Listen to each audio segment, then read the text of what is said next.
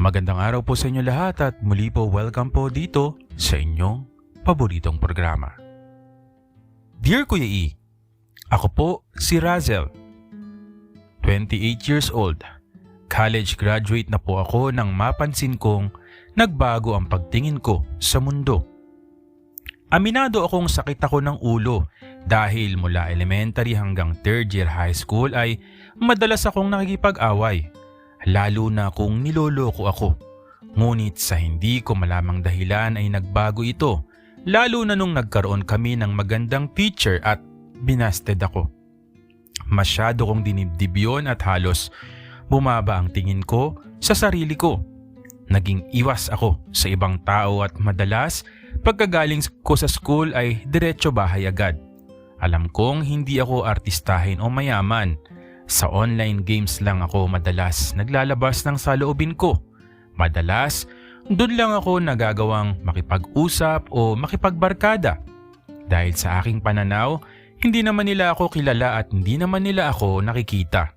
Hanggang isang araw, hinanapan kami ng guild leader namin ng FB account para naman daw magkasama-sama o magkita-kita kami in person. Siya man ako sa run online at babae ang karakter ko. Aminado akong maraming lumalandi sa akin at nanliligaw sa akin at dahil siguro dito ay naging pusong babae ako. Dahil alam ng mga kalaro ko online na babae ako at may pilot lang akong lalaki kaya gumawa ako ng fake FB account. Alam kong mali pero wala akong ibang iniisip kundi manatiling maayos ang buhay ko online. Ginamit ko ang pangalan ng teacher ko na bumasted sa akin, pati na ang kanyang larawan. Dahil maganda ito ay naging tahimik at nagtuloy ng maayos na ang buhay ko sa laro. Nakagraduate na ako ng college sa kursong BSED at nakapasa sa LET o LET nang biglang nagkaroon ng event ang laro namin sa SM North EDSA. Dito sinabi ng guild leader namin na kailangan pumunta ang lahat o may representative man lamang. Kaya pumunta ako at nagpanggap na pinsan ng owner ng account. Sa una, madalas hinahanap nila ang owner pero nung tumagal ay okay na rin ako sa kanila. Dito ko nakilala ang isang online gamer din at ka-guild namin, si Francisco, 36 years old, isang tricycle driver na nakatira malapit sa amin. Madalas di niya ako pinapansin pero sa event na yon ay lumapit ito sa akin. Gamer ka pala at pilot ka pala? Wika ni Francisco. Oo, ayoko kasing gumawa ng sarili kong account baka hindi ko maalagaan. Naging tahimik at maayos naman ang usapan namin, Kuya E. Nagkainuman at nang matapos ay sabay kaming umuwi. Alam kong hindi siya pumapatol sa kagaya kong lalaki. Pero dahil malakas ang dating niya sa akin ay inakit ko siya gamit ang fake FB account ko. Siguro mga 4 na buwan din yun nang nagsabi siya na nahuhulog na siya sa akin. Naging kami online at sa personal, kunwari ako ang tulay nila kasi nga strict kunwari ang parents ng nasa FB ko. Madalas, hinahayaan niya akong kumain at nakikipagkwentuhan sa akin about sa girlfriend niya online. Alam kong mali ang nararamdaman ko ngunit hindi ko magawang pigilan ang pagpapanggap dahil ayokong mawala siya sa akin. Isang gabi, nagkaproblema ito at dahil walang net sa bahay ay hindi ko siya nakausap o nakachat. Pero laking gulat ko nang pumunta ito sa bahay ko at kumatok. Razel, andyan ka ba? Please lumabas ka naman, kailangan ko ng kausap. Wika ni Francisco. O bakit? Anong problema mo, pre? Bakit ka naglasing? Alam mo kasi inaasar ako ng mga barkada ko na hindi naman daw totoo yung girlfriend ko kasi hindi ko siya nakikita o di ko pa raw naipapakilala sa kanila. Ganun ba? Siguro busy lang o baka pinaghihigpitan ng magulang niya. Niyakap ko siya at pinapasok sa bahay. Pagkaupo namin sa sofa ay nagsimula na siyang umiyak ng husto. Hanggang makatulog na siya sa kandungan ko dahil sa kalungkutan at kalasingan.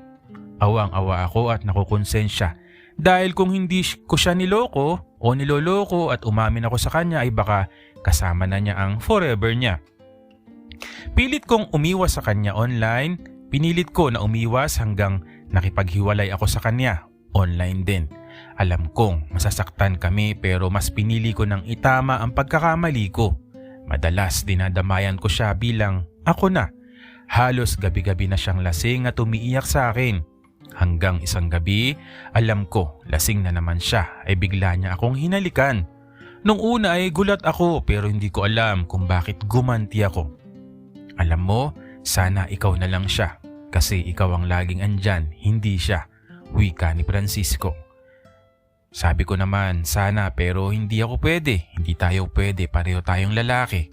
Sabi ni Francisco, ano naman, wala akong pake sa kanila dahil hindi naman sila ang magpapasaya sa akin. Pagkasabi niya nito ay may nangyari na sa amin nung gabing yun. Hindi ko alam kung bakit kinaya ko ang pagiging dax niya, Kuya E. Kinaumagahan ay sabay kaming nagising. Pero sa imbis na matuwa siya ay tila ba gulat na gulat siya at nandiri sa akin. Minura niya ako at sinapak. Sinabihan pa niya akong mapagsamantala sabay alis sa bahay namin. Durog na durog ang pagkatao ko noon. Pumasok ako at nagturo na kahit masama ang pakiramdam dahil na virgin ako, may pasapa dahil sa pagkakasuntok niya na sinabi ko na lang na naaksidente. Kaya meron ako at malungkot kasi hindi totoo ang sinabi niya nung gabi. Lumipas sa mga araw na naging linggo at linggo na naging buwan na hindi ko siya nakikita. Umiiwas na rin ako sa pag-online para hindi na masaktan. Isang gabi, nagdidiwang kami dahil nakatapos ako ng masteral ko at naging MT3 ako sa public school na tinuturuan ko dito sa QC. Nang biglang may huminto na tricycle sa tapat ng bahay ko. Hindi ko alam bakit ako natulala. Gwapo pa rin ito at matipuno pa rin ang pangangatawan. Sabi ni Francisco, congrats, asensado ka na pala. Sabi ko, salamat, pasok ka. Wag na, nahiya ako lalo na alam kong may kasalanan ako sa'yo. Dumaan lang ako para mag-sorry at patiin ka dahil sa tagumpay mo. Ganun ba? Sige, hindi kita pipilitin. Pero salamat, sabi ko. Kumuha ako ng handa at naglagay ako ng note bago ko ibinigay sa kanya. Isinulat ko rito ang cellphone number ko at salitang, call me if you need a friend. Nakauwi na ang mga bisita ko noon pati ng magulang ko at ako na lang ang tao sa bahay ko. Nang biglang may nag-text sa akin na number lang. Am I welcome to come in? I will knock 3 times. Oo ang sagot mo, buksan mo. Pero hindi, aalis na ako. Nang may kumatok nga sa pinto ng 3 beses at dali-dali kong binuksan ang pinto. Nakita ko si Francisco na nakangiti sa akin. Pwede bang pumasok? Sure, ikaw pa, sabi ko. Pagkasara ko ng pinto ay hinalikan niya agad ako habang hinuhubad niya ang lahat ng suot namin.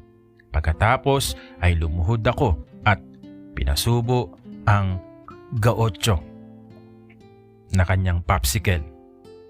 Hindi ko alam kung paano nagkasya yun sa bibig ko pero nagawa ko naman at nalunok ko ang gatas niya. Gaotso galigo o ligo sardines no. Sorry, nung una may nangyari sa atin, sabi ni Francisco. Nagulat lang ako at natakot na isang gaya ko na tricycle driver may nangyari sa katulad mong teacher. Ayos lang, pass is pass. Nakaraan na yun pero I miss you talaga at mahal kita, sabi ko. Wala na akong pake sa sasabihin ng iba. Nang gabing yon ay muli naming pinagsaluhan ng init ng magdamag ng katawan daw nila. No?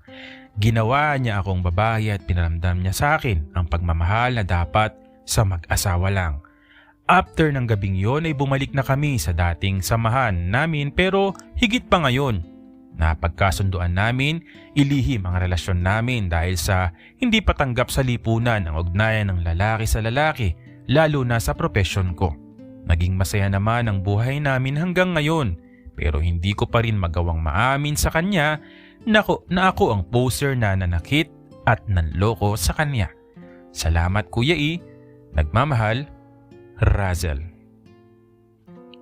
Well, hindi mo naman siguro kailangan ng payo, no? Pero syempre kung kailangan mo ng payo, so syempre sabi nga nila no, ang magpapalaya sa iyo ay yung katotohanan. So kung ano't ano man, halimbawa inawin mo sa kanya, tas tanggapin pa rin niya, edi okay. Ngayon, yung pangalawa naman, so pwede kang, yun nga, white lies. So parang wala na. So dahil dun sa naging papel mo dati bilang isang parang tulay nila, yun naman pala ang ending naman pala kayo. So isipin mo na lang na tadhana talaga yung nagdala sa inyo dyan. Pero syempre, mahirap pa rin na kahit papaano may guiltness pa rin sa sarili mo na niloko mo siya dati. Well, abangan natin, baka may kasunod ka pa o may kikwento ka pa tungkol dito. Muli po, maraming salamat po sa patuloy na sumusubaybay, sumusuporta dito po sa inyong paboritong programa. At maraming salamat sa iyo, Razel.